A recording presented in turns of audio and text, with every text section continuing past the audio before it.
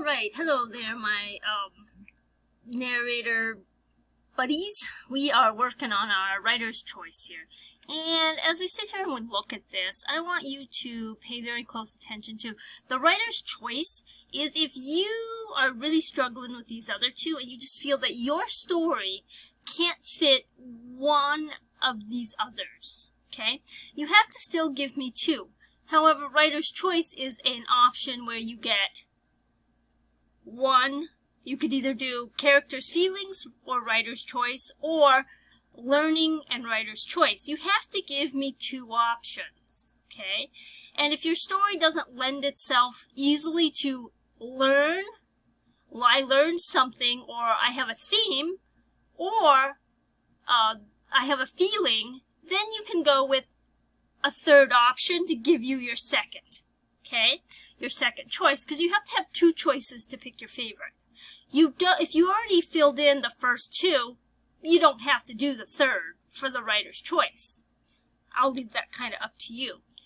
But if you can't do the other two, or you can't do one of the other two, you have to give me a writer's choice. Now remember that writer's choice, we've already talked about lessons learned, or theme, and feelings. Now, that leaves you either questions the character has or a reminder of the beginning of the story. My story, really, I'd have to work super hard to try to get it to remind you about the beginning of my story, because it just doesn't work that way. My story isn't going to work with it being able to fit nicely to say, hey, I really grew. I mean, it could, but that's just not how I'm going to tell my story. I think that it could work if I just kind of asked some questions at the end.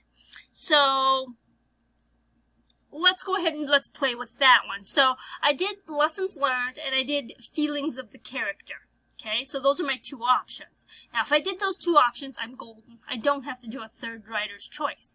However, if I only did like theme, I need to do a writer's choice if I can't do feelings, okay?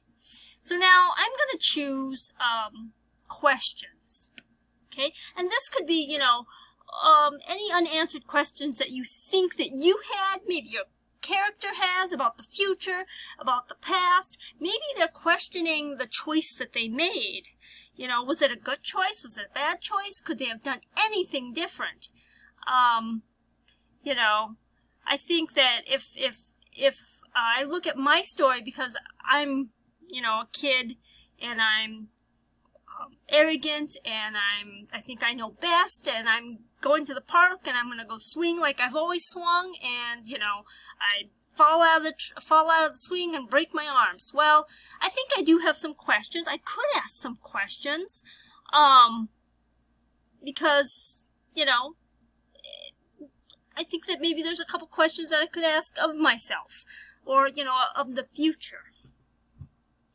So let's take a look at how you could possibly do that. You know, there's several different possibilities that you could come up with. So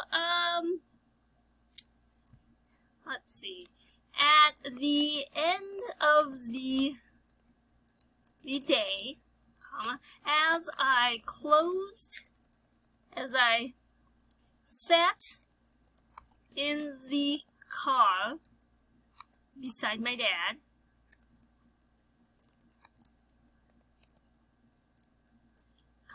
the question of why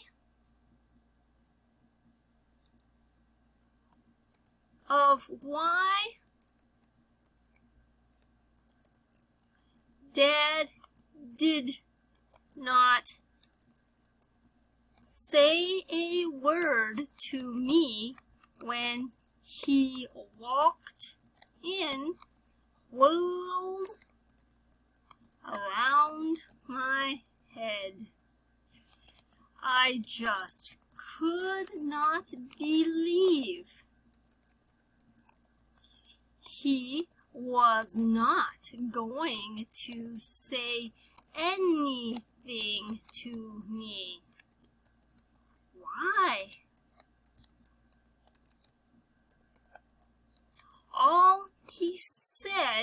when he walked into the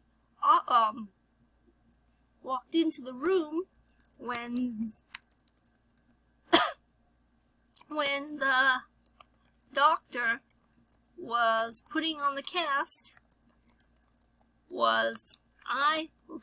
let me put that in quotes, was I love you,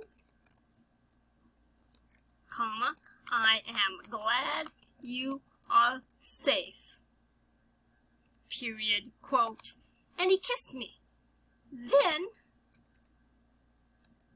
I need to go over here, then he kissed the top of my head.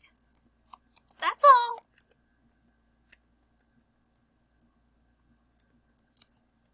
Oh, period. Why? So now I'm put that in quotes because that's my thoughts. Why did he not yell at me? Question mark. I turned to stare out the window.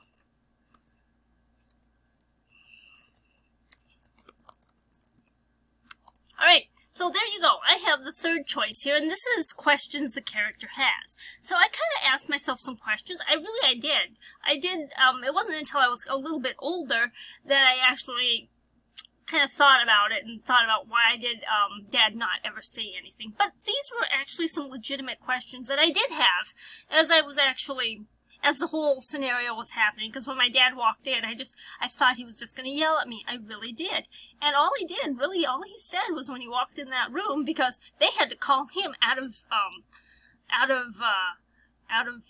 work, basically. I mean, my dad was in the military, and they were on field army maneuvers. They were in the field, and they were doing battle drills, and they had to call the general and tell him that, hey, your daughter's in the hospital, you need to go check on her.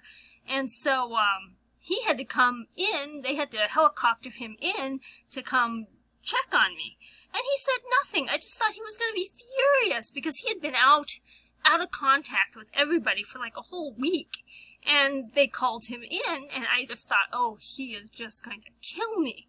He said nothing. All he did was walked in, and he's like, I'm glad, I love you, glad you're safe, you know, and that was the end of the conversation. He said really nothing, you know. So, you know, imagine me as a 6-year-old kid. I just could not believe he wasn't going to, you know, tan my hide right then and there. So that is some questions that I did have. Again, you don't have to have all three choices. You could actually have them if you believe that that is going to make your story that much better.